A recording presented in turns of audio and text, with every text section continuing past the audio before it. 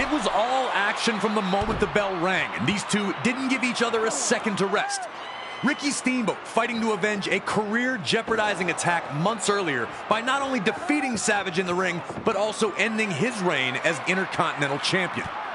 The aggression was almost uncharacteristic from Steamboat. Was Steamboat too angry, and would that lead him to making a costly mistake? Was Steamboat too focused on hurting Savage and not on winning the match? Had the Dragon taken enough time to recover in the first place, or had he rushed back in the hopes of humiliating the Macho Man under WrestleMania's bright lights? Surely the presence of Miss Elizabeth's not-so-secret admirer, George the Animal Steele, was going to be a distraction to the Macho Man, who'd look to keep Steele away from his manager at all times. Could Savage shut all that out and lock in on his challenger? Despite the external factors, these two appeared to be firing on all cylinders once they settled in. There was a real sense that this match could be, and was going to be, something special. The fans were captivated by the constant back-and-forth battle, with no one really able to maintain any type of control in the early portion of the match. The Macho Man appeared almost thankful to get a moment to himself after dumping Steamboat back to the floor, letting you know that Savage understood he was in a fight unlike any other he'd been in before. Things were only getting started.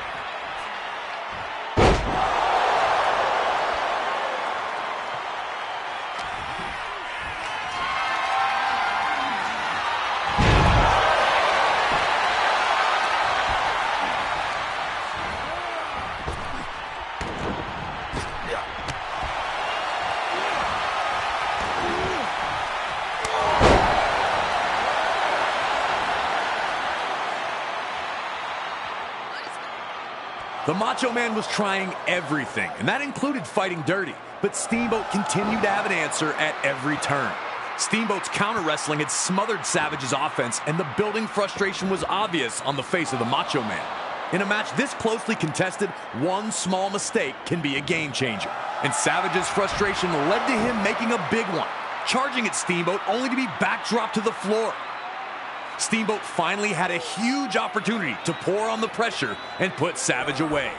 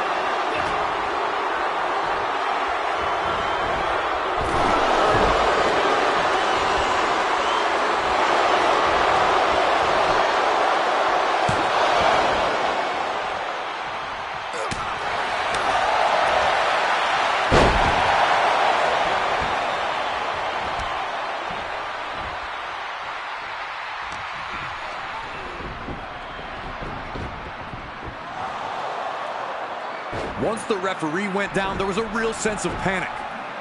Savage quickly hits his flying elbow, but obviously there was no official to count. The Dragon was grounded for now, but there was no way Savage had already put his fire out. After all the two had gone through, how was it going to end?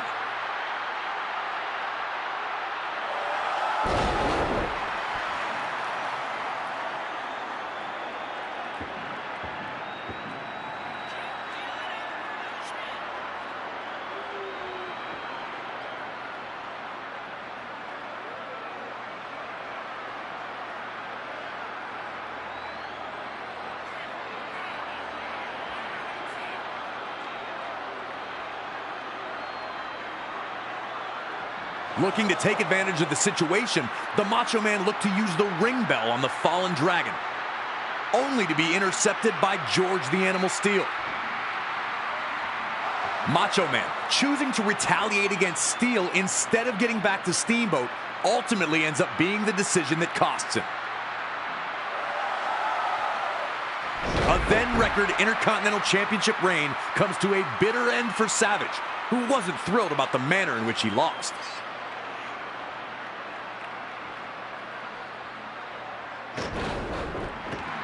And Steamboat's counter wrestling remains the key to this match, once again getting him out of trouble and earning him the victory. Hard to feel bad about a guy who tried to use the ring bell twice.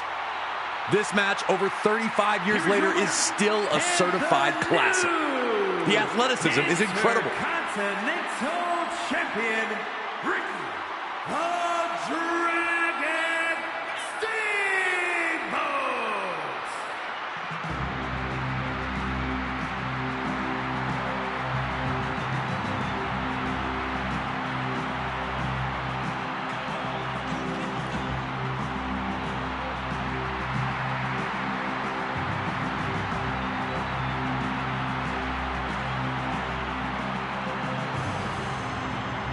Long tortured by Randy Savage, both the Dragon and the Animal's elation is easy to see as they're carted back to the locker room. Put this match on a loop and I'd never get bored. I love Steamboat versus Savage.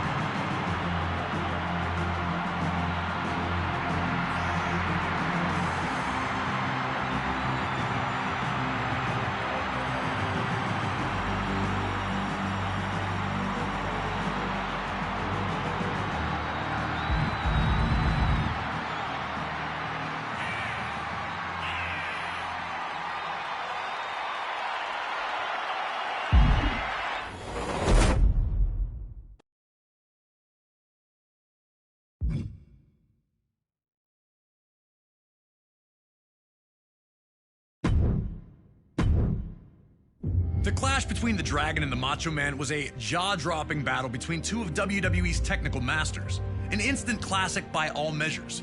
But when the dust had settled and after the smoke had cleared, after Steamboat was carted off proudly holding his Intercontinental Championship above his head, the realization set in.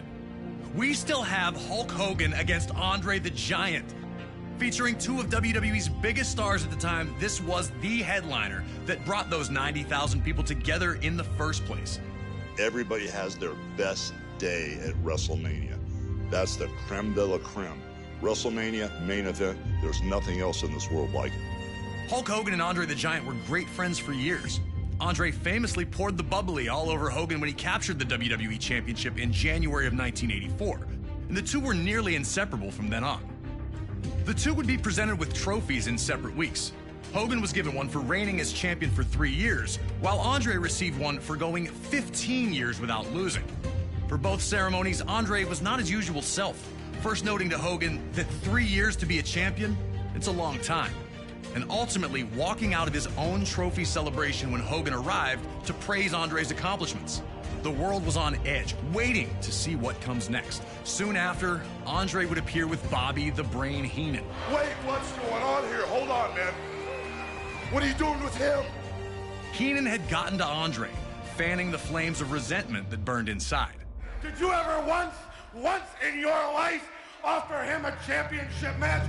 A heartbroken Hogan tried to reason with his friend, but with one move, yanking Hogan's chain from his neck, it was clear there was no turning back. There's nothing else like getting in the ring with Andre the Giant. It is the great unknown. When you get there and you're with Andre the Giant, you're outmatched, you're outsized, you're outpowered. It's an uphill battle, so you have to fight from underneath. You have to have everything in sync, body, mind, and soul, to survive fighting an opponent like Andre the Giant.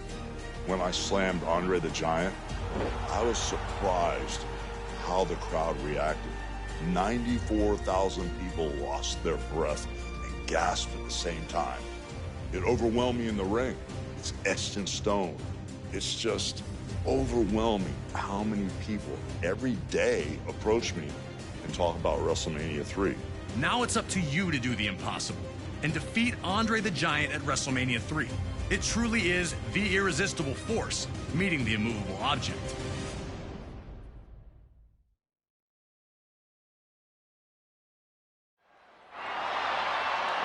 It felt like time stood still once the bell rang, and Hogan and Andre approached each other in the center of the ring.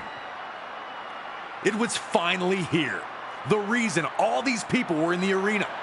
The dominant 3-year WWE champion and the man who'd gone undefeated for 15 years about to collide. Who would strike first? Everything was amplified here. Andre's shove felt thunderous.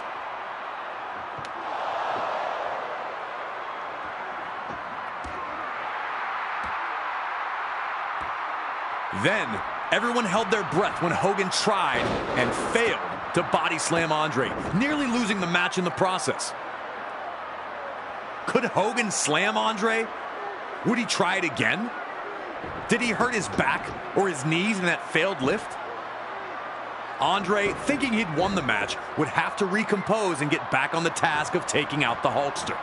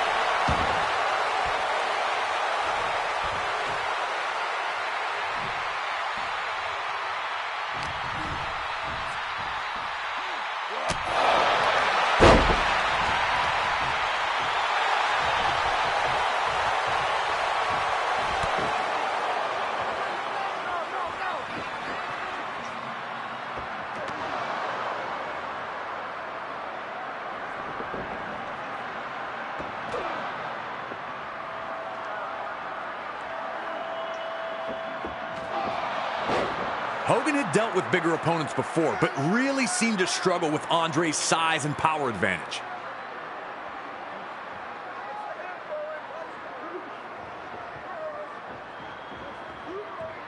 Every shot Andre landed crumbled Hogan. Andre had just been dominant to this point, but an ill-advised trip to the ringside area would see Andre make his first real misstep, throwing a headbutt at Hogan that only ate ring post.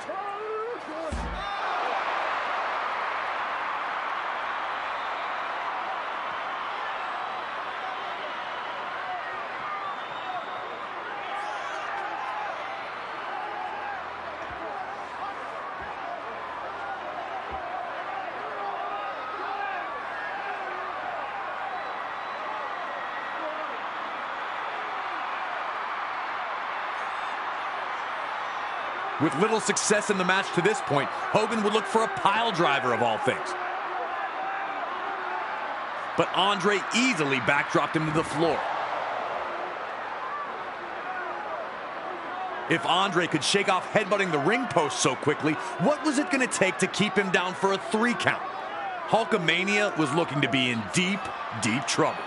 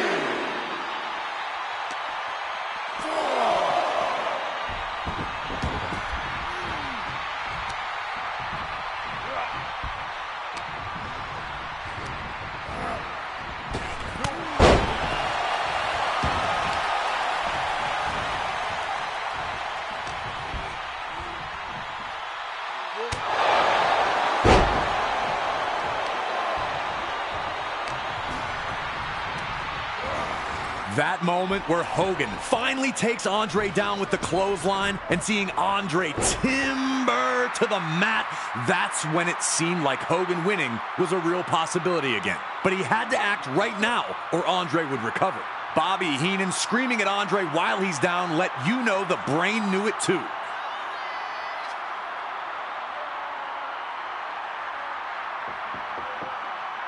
And then you see Hogan start shaking his arms, and you're just thinking there's no way. But there is.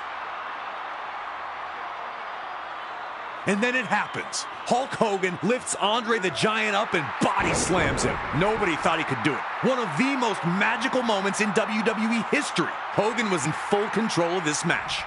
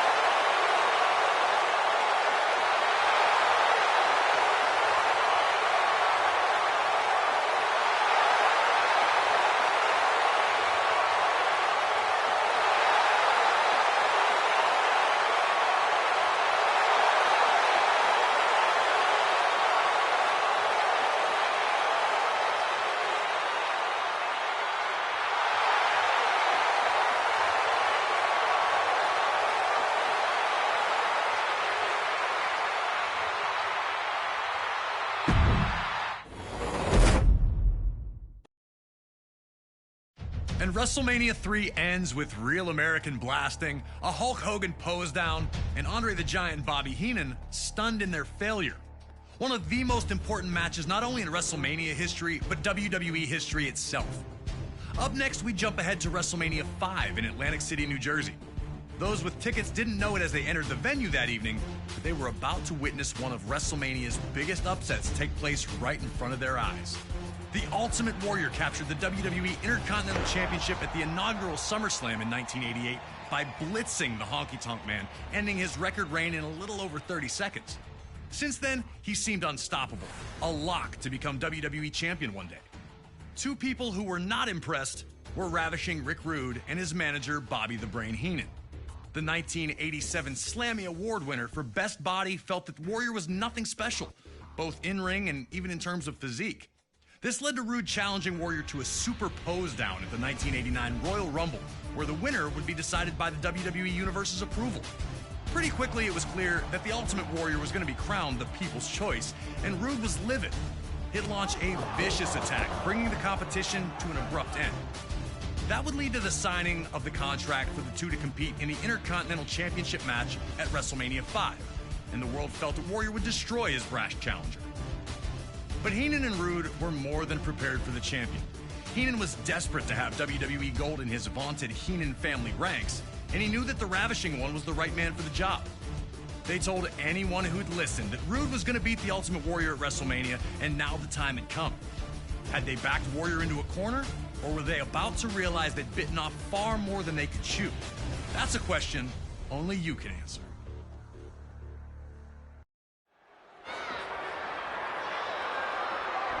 Warrior wasted no time, rushing at Rude the second he entered the ring. There would be no feeling out, no tentative lockups here. Warrior was here to make Rude pay for what he'd said, and especially what he'd done. And he was going to do that with some of the freakiest power ever displayed in WWE. The way he absolutely manhandled Rude was a sight to behold. No one had done this to Rude before. All the confidence had been drained from the faces of Rude and Bobby Heenan, as Ultimate Warrior had steamrolled his challenger in the opening moments.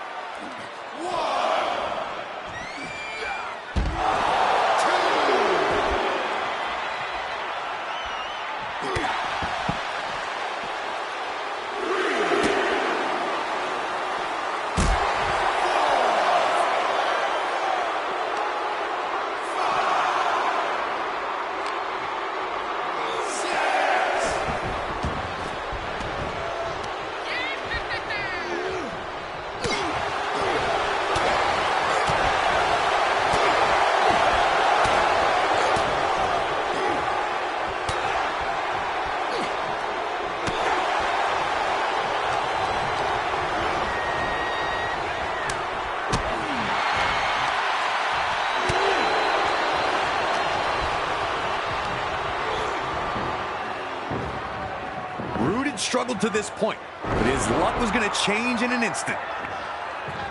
Warrior hit the ropes 3 times before attempting his big splash, giving Rude just enough time to get his knees up and block the attack. Big time ring awareness shown by the Ravishing One to keep himself in the match. Rude needed to take advantage here because his opportunities for offense were few and far between.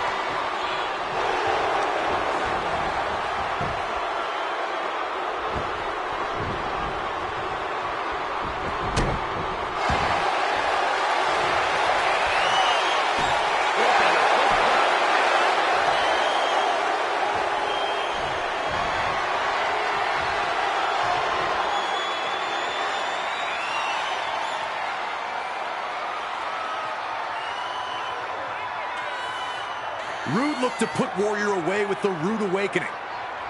And then Warrior just powers out of it. Pushes Rude's arms away like they're nothing. No one had ever seen that done. All the momentum now with the Warrior. And he's looking to punish Rude a little bit more before ending the match. Rude looks completely out of it. And even Bobby Heenan looks flustered. Rude is trying to survive, trying to escape, but Warrior is relentless.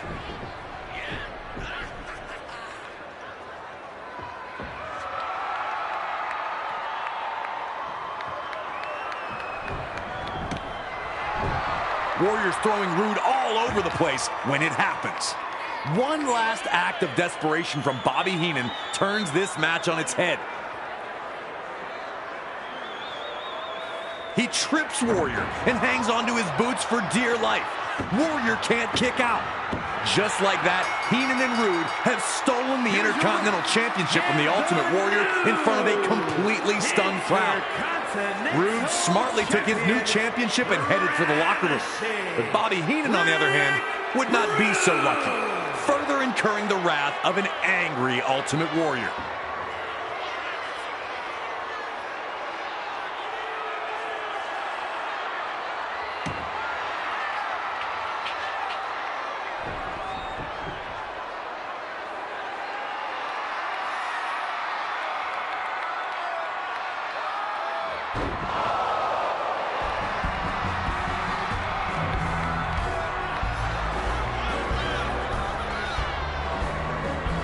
And while the now former Intercontinental Champion would chase the new title holder right out of the arena, nothing could diminish the huge upset that night at WrestleMania 5, with Ravishing Rick and Bobby the Brain pulling a fast one.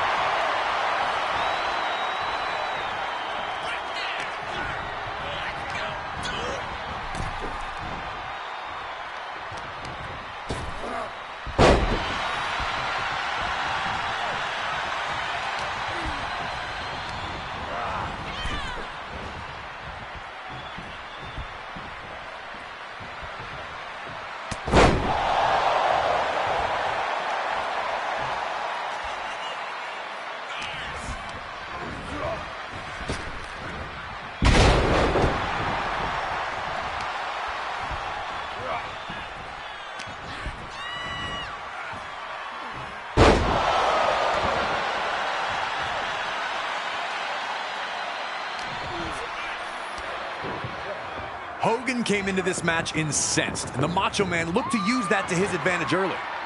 With months of payback heading his way, Savage was evasive and defensive to the bull rush tactics of Hogan, appearing to frustrate the challenger. Hogan had a look in his eye that night. You could tell he wanted to hurt Savage, and Savage also wasn't shy about using Miss Elizabeth to his advantage, flagrantly bringing her into harm's way to stop Hogan in his tracks. Savage was playing by nobody's rules but his own. And if Hogan was going to get any revenge, he'd have to find a way to keep his own temper in check. Savage was showing early on that his approach would be as chaotic as possible. And now a once rampaging Hogan had slowed things down, looking to restore some order. The Macho Man's actions sent a clear message that anything goes and anyone would be fair game.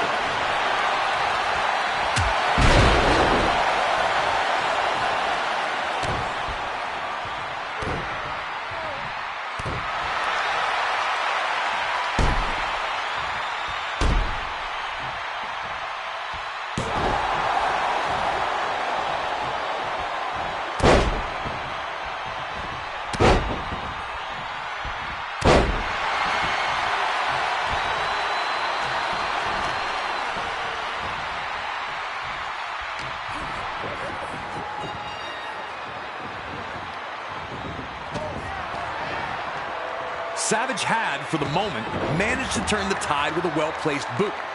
Now Savage wanted to slow things down, but this also gave him a chance to talk directly to Hogan.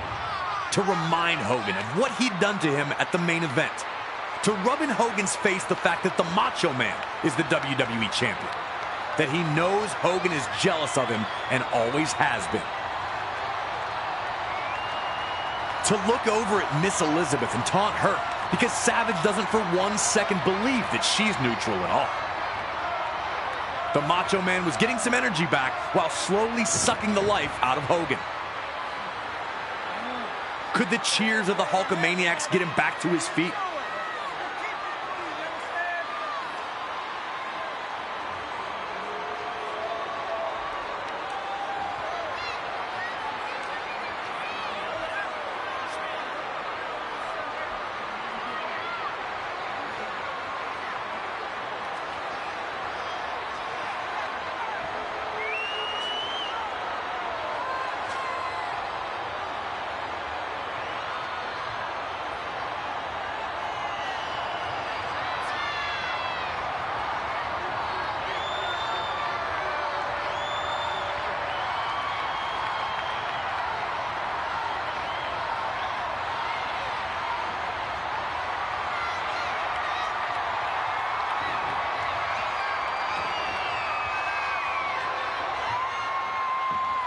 Hogan would get back on the attack once he broke free.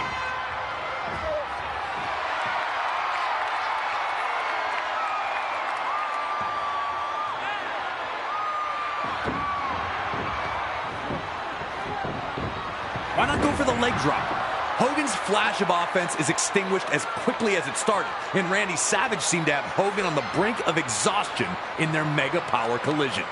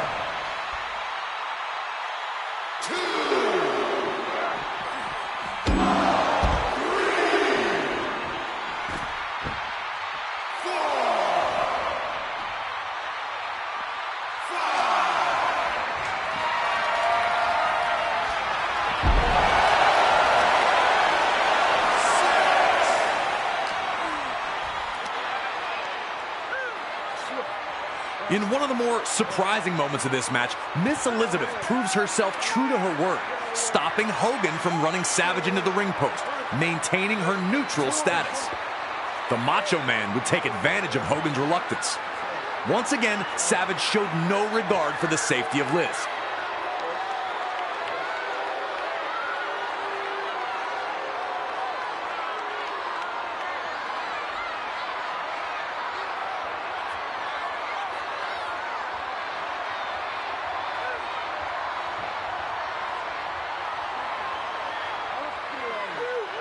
Fed up with her presence, Savage would insist to the referee that she be removed, and she'd be escorted back to the locker room. Having his constant distraction removed seemed to invigorate Savage. He was looking to put the finishing touches on what had been a master class to that point. Just moments away from showing that it was Savage who was the true force of the Mega Powers, not Hogan. Looking to set up his vaunted flying elbow, Savage would target Hogan's throat.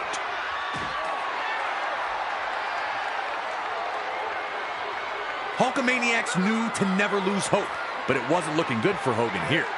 The Macho Man looked better than he ever had, seemingly on the verge of his biggest victory yet.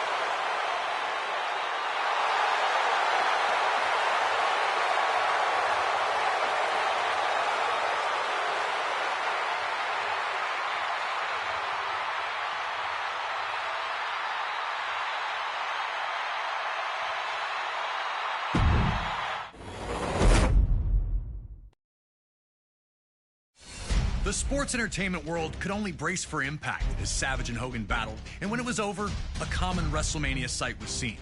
Hulk Hogan celebrating in the ring with the WWE Championship back in his possession. And as the 1980s gave way to the 90s, around the world there was a real sense of looking for the next big thing. The newest, the coolest, the fastest, the strongest, anything to show where the future was. This was also the case in WWE. Amongst the members of the WWE Universe, many saw the Ultimate Warrior as the heir apparent to the throne that Hulk Hogan had occupied for 6 years. The untamed superstar appeared capable of matching Hogan's strength and had dominated all other opponents. Even that loss we relived at WrestleMania 5 against Rick Rude, he avenged that just a few months later at SummerSlam, regaining the Intercontinental Championship in the process. But this talk all seemed like fantasy, only existing as a dream match.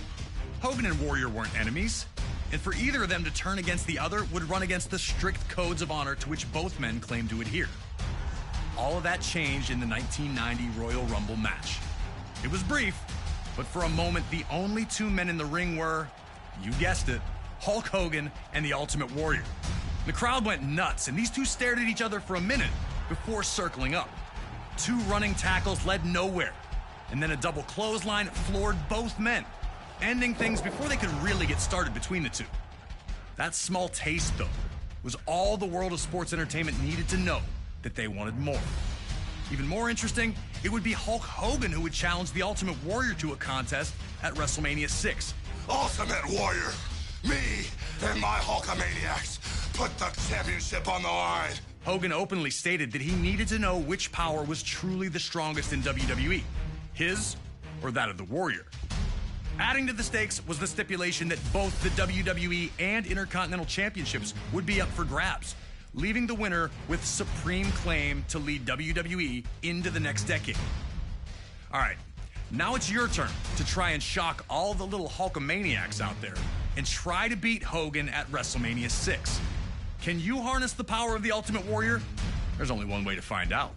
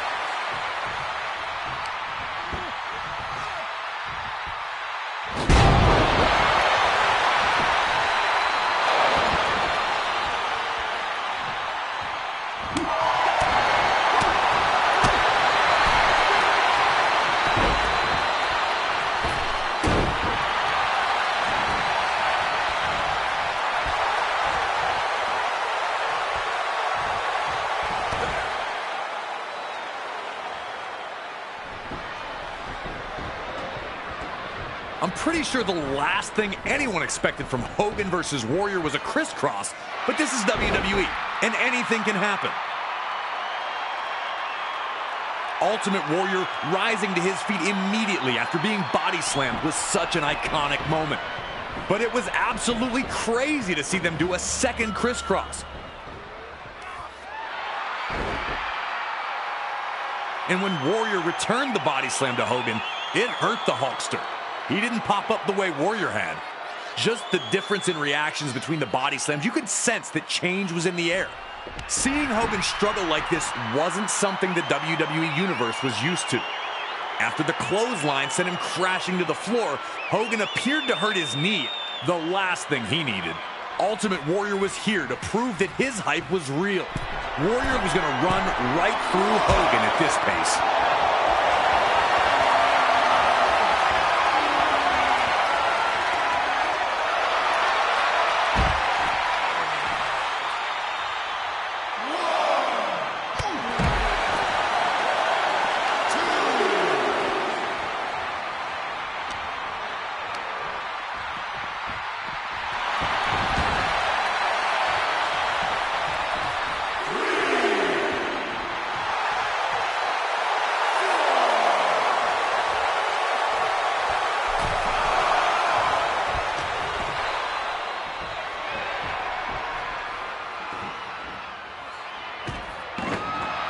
When Warrior and Hogan clotheslined each other, you could hear a pin drop. Now you're wondering, who's going to get up first? Is Hogan as hurt as he seems to be? Does Warrior have the gas in the tank to pull through in this moment? Remember, Hogan's had many championship matches, and he knows what it takes. He can use the time to get his breath back.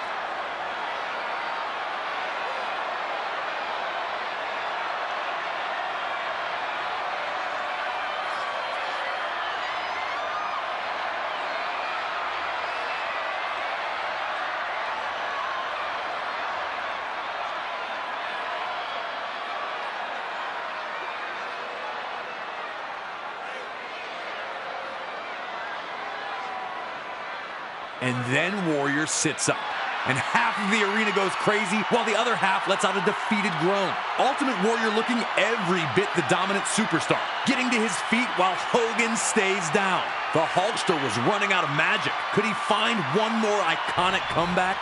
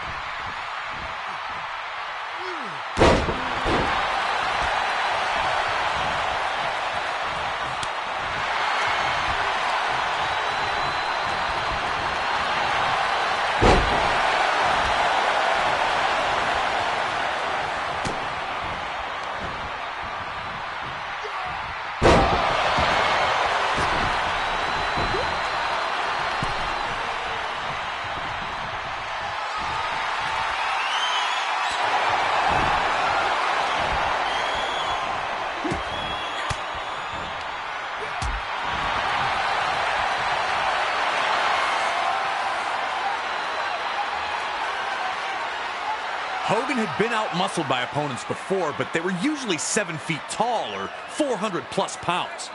Seeing Ultimate Warrior control Hogan in this bear hug was another one of those moments where you just knew what was coming. Hogan just could not break free from Warrior no matter what he tried. It was a smart play by the Warrior, too, able to rest himself while dealing out crushing punishment to the Hulkster. Warrior, to this point, had only been known for running through opponents in quick, brutal outbursts. He was showing more of a tactical side here, and it was paying off.